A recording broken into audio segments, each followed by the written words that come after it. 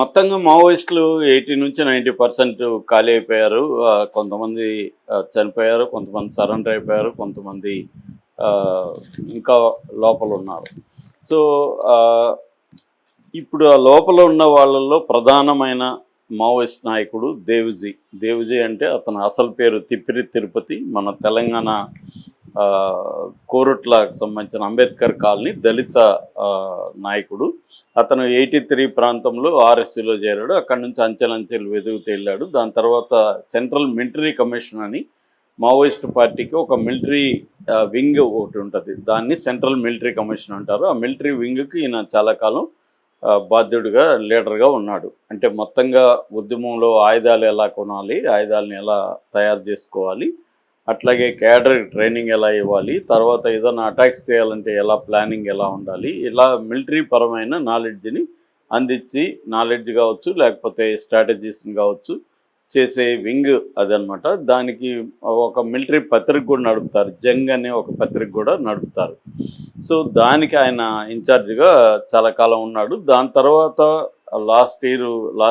ఈ ఇయర్ మేలో మన బసవరాజు అలియాస్ నంబాల కేశవరావు ఎన్కౌంటర్లో చనిపోయిన తర్వాత సెంట్రల్ కమిటీ సెక్రటరీ పోస్టు ఖాళీ అయింది. ఆ పోస్టుకి కొంతమంది పోటీ పడ్డారు. మొత్తానికి దేవుజీని ఆ పోస్టులో పెట్టారని చెప్తారు. సెప్టెంబర్ నుంచి దేవుజీ సెంట్రల్ కమిటీకి సెక్రటరీగా ఉంటున్నాడు మావోయిస్ట్ పార్టీకి.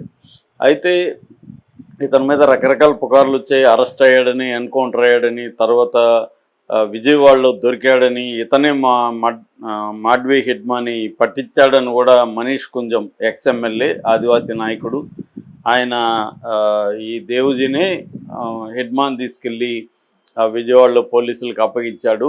సరెండర్ అవుదాం రా అని చెప్పి తీసుకెళ్ళి అప్పగించేశాడు, చంపేశారు. అందుకని దేవుజీ సెక్యూరిటీ స్టాఫ్ కూడా విజయవాడలో దొరకడానికి కూడా ఇదే కారణం అనేది మనీష్ కుంజి చెప్పాడు. సో అది అబద్ధం అని చెప్పి మళ్ళీ మావోయిస్ట్ పార్టీ ప్రకటించింది. దేవుజీ సేఫ్గా ఉన్నాడు, మాతోనే ఉన్నాడు, దేవుజీకి దీనికి సంబంధం లేదు. ఒక కాంట్రాక్టులు ముగ్గురు కాంట్రాక్టులు, ఒక సరెండర్ అయిన మావోయిస్టు, వీళ్ళ నలుగురి ద్రోహం వల్లనే హిడ్మా దొరికాడు. 12వ తేదీ దొరికితే అతన్ని, 15వ తేదీ దొరికితే 18వ తేదీ అతన్ని 3 రోజులు టార్చర్ చేసి చంపేశారు అనేది వాళ్ళ ప్రకటన. సో ఈ నేపథ్యంలో దేవుజీ మళ్ళీ ఉద్యమంతోనే ఉన్నాడు. ఇప్పుడు మనకి ప్రధానమైన నాయకుడు దేవుజీ. ఇతను కాకుండా ఇంకొంతమంది కూడా ఒరిస్సాల నుంచి ఒక నాయకుడు సెంట్రల్ కమిటీలో ఉన్నాడు. తర్వాత బర్సాదేవ ఉన్నాడు, హిడ్మా వాళ్ళ అతను battalion number 1 people's liberation guerrilla ఆర్మీకి సంబంధించిన బెటాలియన్ నెంబర్ 1కి అతను లీడర్గా ఉన్నాడు. సో వీళ్ళు ప్రధానమైన వాళ్ళు. ఇంకో పాపారావు అని ఒక అతను ఉన్నాడు. ఇలాగా వీళ్ళు కొంతమంది మాత్రమే నాయకులు, అంటే ఒక పిడికెడు మంది కూడా లేరని చెప్పచ్చు. ఇప్పుడు ఏంటంటే దేవుజీని కానీ పట్టుకున్నా, లేకపోతే చంపేసినా, లేకపోతే సరెండర్ అయినా ఉద్యమం ఆగిపోయినట్టే. ఎందుకంటే ఆయన సెక్రటరీ స్థానంలో ఉన్నాడు కాబట్టి ఆయన కానీ సరెండర్ అయినా లేకపోతే చనిపోయినా ఉద్యమం ఆగిపోయినట్టే మనం భావించాల్సి ఉంటుంది.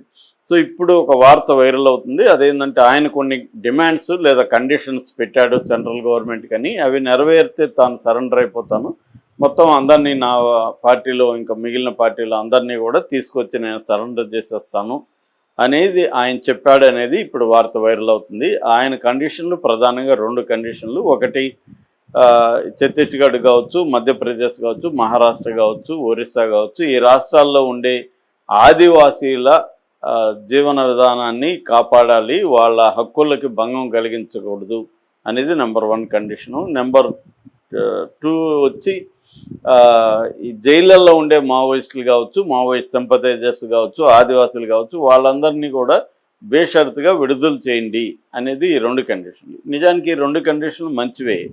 ఎందుకంటే ఆదివాసీల మీద ఇప్పుడు మావోయిస్టులు వచ్చేసిన తర్వాత ఆదివాసీలు భూములు లాక్కుంటున్నారని రకరకాల వార్తలు వస్తున్నాయి. ఎందుకంటే అక్కడ గనులకు సంబంధించి మైనింగ్ జరుగుతుంది, ఆ మైనింగ్కి ఇబ్బందిగా ఉన్న చోటంతా కూడా వాళ్ళ డిస్ప్లేస్మెంట్ జరుగుతుంది అనేది వస్తుంది. అది నిజానికి లీగల్గా కూడా దాని మీద పోరాటాలు జరుగుతున్నాయి. ఎప్పుడైనా ఒక పెద్ద ప్రాజెక్టు, డెవలప్మెంట్ ప్రాజెక్ట్ వచ్చినప్పుడు కొంతమంది ప్రజలకి ఖచ్చితంగా ఇబ్బందులు ఉంటాయి. ఎందుకంటే డిస్ప్లేస్మెంట్ ఉంటుంది, వాళ్ళు తరతరాలుగా అక్కడ ఉంటారు.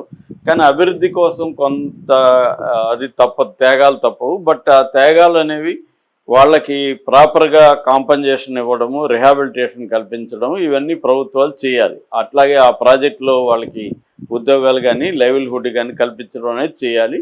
అది చేయడానికి ప్రభుత్వాలు కూడా ట్రై చేస్తాయి. ఒక్కోసారి సరిగ్గా లేనప్పుడు, లేకపోతే వీళ్ళు కన్విన్స్ కానప్పుడు గొడవలు ఉంటాయి. సో ఈ నేపథ్యంలో ఈయన మేము వచ్చేస్తాం కాబట్టి ఇప్పుడు ట్రైబల్ పాపులేషన్ మీద దౌర్జన్యాలు కానీ ఏమి లేకుండా వాళ్ళకి హక్కులకి భంగం కాకుండా చూసుకోవాలనేది ఈయన అడగడంలో తప్పులేదు. రెండవది, జైళ్ళల్లో ఉన్నారు కాబట్టి ఇప్పుడు సరెండర్ అయిన వాళ్ళ మీద కేసులు తీసేస్తున్నారు, వాళ్ళకి డబ్బులు ఇస్తున్నారు. మరి జైళ్ళల్లో ఉన్న వాళ్ళ మావోయిస్టులు కావచ్చు, లేకపోతే సంపతేజాలు కావచ్చు, వాళ్ళని శిక్షించడం అన్యాయం కదా, వాళ్ళని కూడా వదిలిపెట్టండి అని అడగడంలో కూడా తప్పు లేదు. ఎందుకంటే మొత్తంగా మేము మావోయిస్ట్ పార్టీ లొంగిపోతున్నాం కాబట్టి బయట ఉన్న వాళ్ళ లొంగిపోయిన వాళ్ళకి ఎలాగో మీరు మంచి ప్యాకేజీలు ఇస్తారు, జైళ్ళల్లో ఉండే వాళ్ళని కూడా కనీసం వదిలిపెట్టండి వాళ్ళని అని అడగడంలో తప్పు లేదు. కాకపోతే ఇక్కడ ప్రాబ్లం ఏమంటే ఇతను డిమాండ్ చేసే పరిస్థితిలో ఉన్నాడా ఇవాళ? దేవ్జీ డిమాండ్లని కేర్ చేసే పరిస్థితిలో కేంద్ర ప్రభుత్వం ఉందా అంటే లేదు. రెండిటికి ఆన్సర్ నో.